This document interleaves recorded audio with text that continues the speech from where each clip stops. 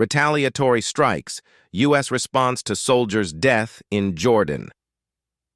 In the wake of the tragic death of a U.S. soldier in Jordan, allegedly at the hands of Iranian-backed militants, the United States wastes no time in retaliating with a series of devastating airstrikes. The incident, which claimed the life of Sergeant John Smith and left several others wounded, sends shockwaves through the halls of power in Washington, prompting calls for swift and decisive action to hold those responsible to account.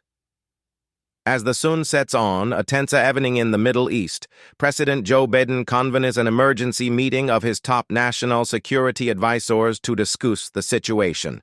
After weighing the options and considering the potential ramifications, Biden authorizes a series of retaliatory strikes against known Iranian military targets in the region, including airfields, weapons depots, and training facilities.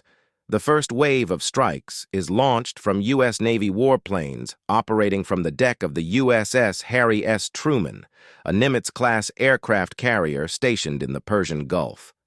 F-18 fighter jets armed with precision-guided munitions roar into the night sky, streaking towards their targets with deadly accuracy.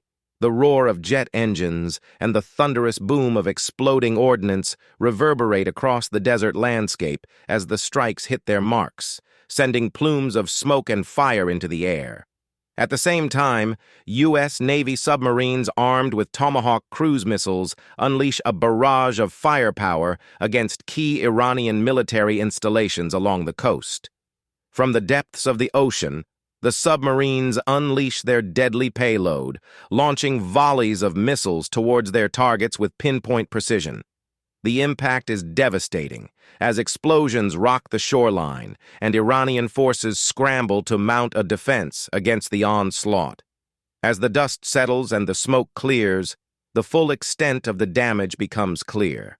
Iranian airfields lie in ruins, weapons depots are reduced to smoldering rubble, and training facilities are left in shambles.